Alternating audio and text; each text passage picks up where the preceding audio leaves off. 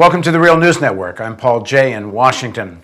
When the debate broke out in 2008 and 2009 about the financial crisis, one of the critical issues was the role of derivatives, the role of commodities trading, and especially the role of what was called excessive speculation.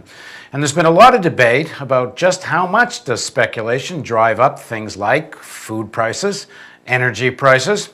Now joining us to talk about that and what public policy might be in people's interest about commodities and such is Michael Greenberger. Michael teaches at the School of Law at the University of Maryland. He was previously, between 1997 and 99, Director of Division of Trading and Markets at the Commodities Future Trading Commission, and he worked for Brooksley Born.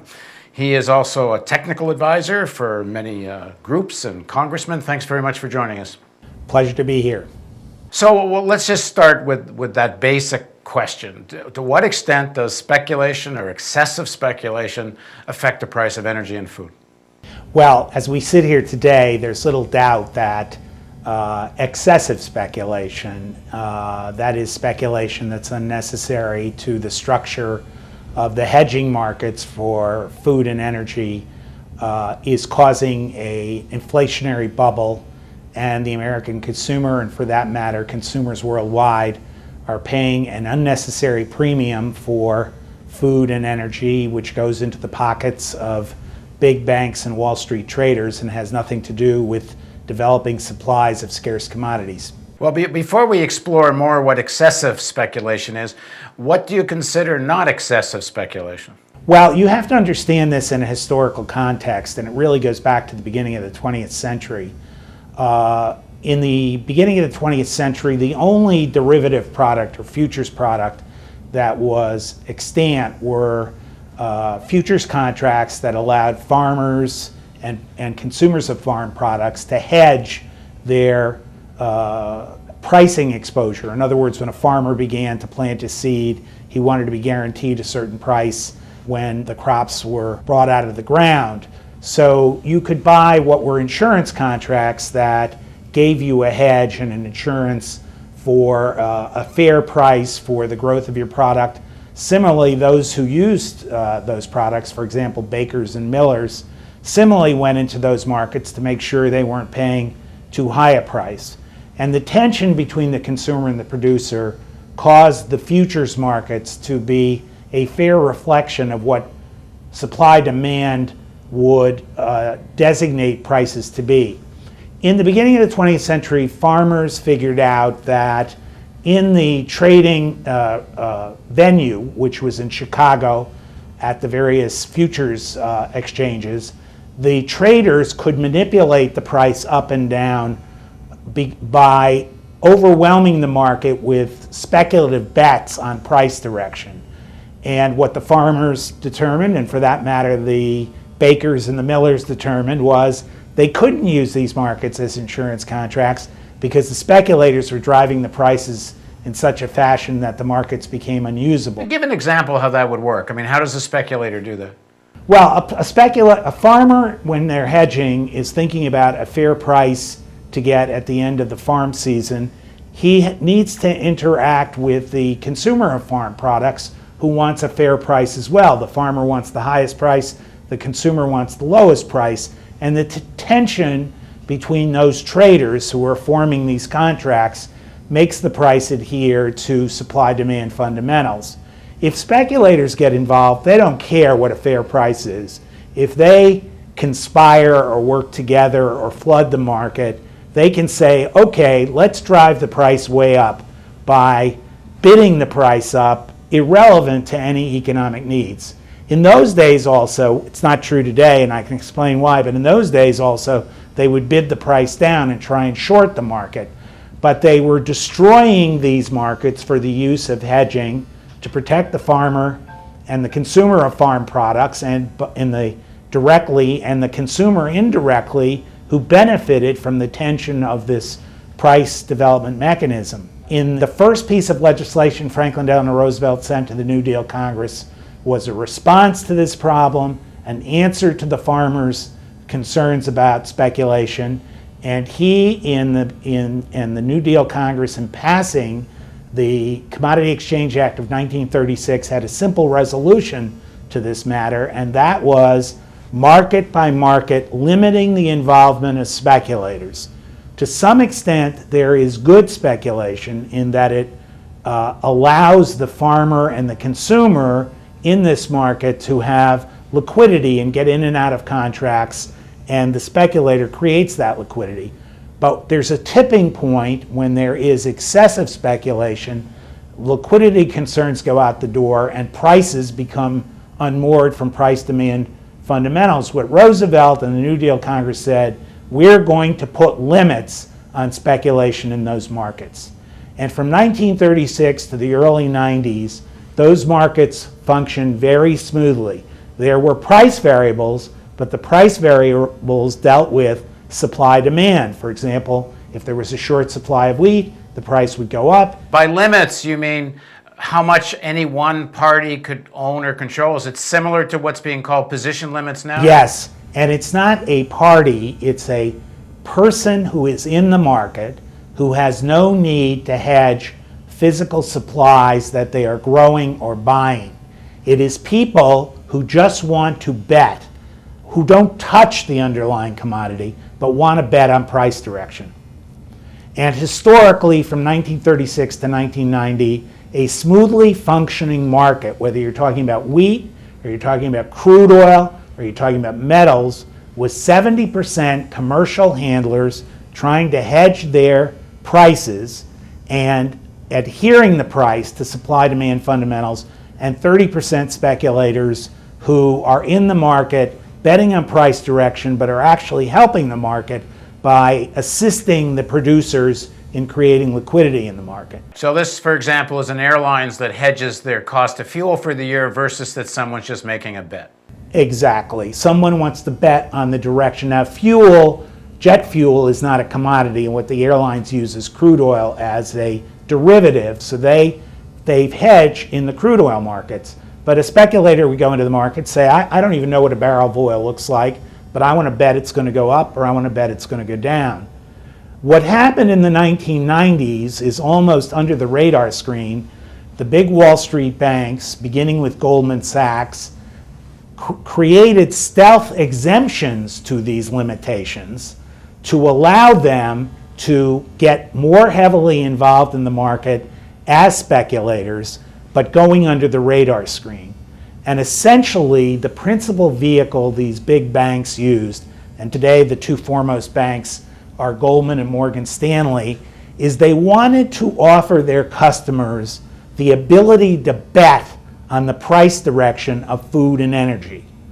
So they would take in, and they do today, take in bets from customers.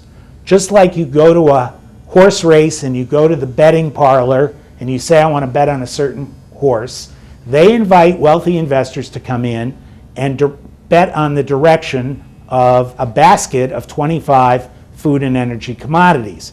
The bettor does, just like you don't own a horse when you go to the horse race, the bettor wouldn't even know what kind of wheat they're betting on, but they're placing money down. You have to be wealthy to do this, with Goldman, with Morgan Stanley, to bet, and they can only bet that the direction will go up, the price will go up. Goldman and Morgan Stanley now have to go into the futures market, where there are people who are legitimately hedging their commercial bets. They, from 1990 to the summer of 2008, not even going to the CFTC commission, but to the staff, got secret exemptions that allowed them to lay off their risk from their betting parlor by placing offsetting bets in the futures market. Now, if you just follow the thread, Goldman and Morgan Stanley are taking bets from their customers, the price will go up. Therefore, they will lose if the price goes down. They, like a bookie, don't want to be in that position because they're, through their analysts, are pumping up the price anyway. So they go into the real futures market where there are consequences to the transaction, and they bet there that the price will go up to offset the bet with their customers. They got exemptions from the Franklin Delano Roosevelt position limits that allowed them to do it. And their theory was, hey, we're hedging just like the airlines are hedging because we're in the betting business and we're hedging our bets. In the summer of 2008, when oil went to a world record high of $147 a barrel, Democrats in the House of Representatives unearthed all these exemptions and were able to discover that markets that were thought to be 70% commercial and 30% speculative were then 70% speculative and 30% commercial. Dodd-Frank has a provision in it that says, essentially, we must go back to the old Roosevelt idea and protect these hedging markets from excessive speculation. That is to say, roughly speaking, 30% speculation is okay. We now have in these markets 80% speculators, most of whom wouldn't know what a barrel of oil looked like, and only 20% commercials who are trying to hedge their bets. As a result of that, and because the betting instruments only allow you to bet that the direction of the price will go up, we are seeing these bubbles. In 2008, for example, oil went to 147.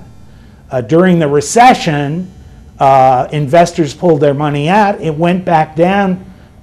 In July of 2008, it was 147. By December, January, it was down to 33. As the economy started to improve and speculators drove back in, it raced back up to $75 a barrel by the summer of 2009. At that point, the chairman of the CFTC said, hey, we've got to do something about this. That led to legislation where Congress passed a provision that said, you've got to keep speculators out of these markets. They are sending false signals, inflating the market unnecessarily, and these markets have no relationship to supply-demand. Unfortunately, in January of 2011, the CFTC issued a proposal, which it's not even clear that a majority of commissioners would support in the final text, that basically did not implement what Congress intended and essentially preserved the status quo ante. What does that mean? We've got oil markets, wheat markets, copper markets, rice, with 80% speculation, 20% commercial, and the markets are veering willy-nilly.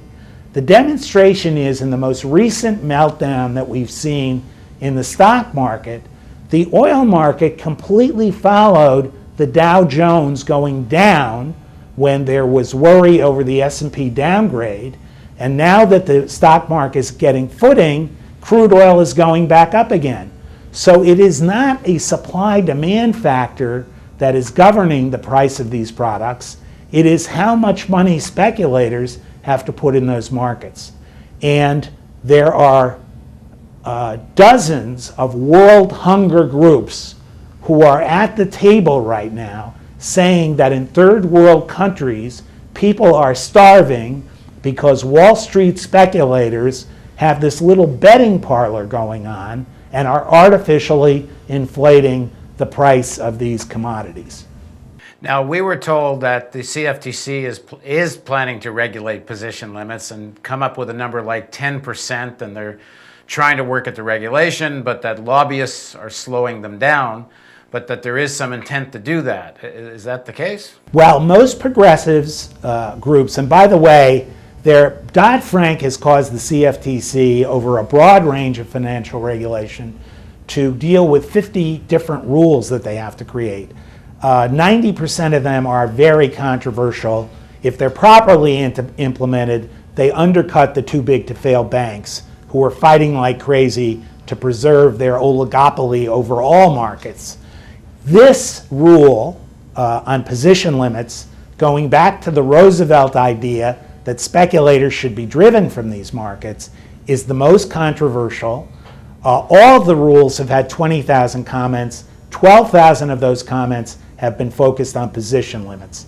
The big banks, the big hedge funds, the big private equity firms want to have phony regulation here to make it appear that something's being done, but actually preserving the status quo ante.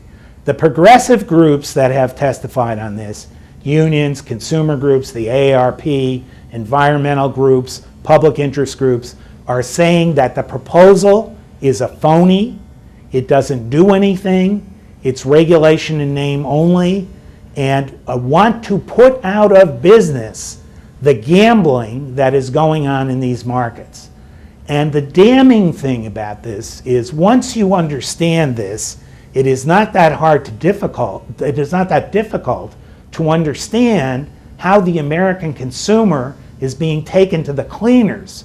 But so far, there's been no effort by any policymaker, whether it's in the executive branch or the legislative branch, to clearly explain to the American people that Wall Street is putting money in its pockets that has nothing to do with developing oil, developing natural gas, producing metals, producing farm products.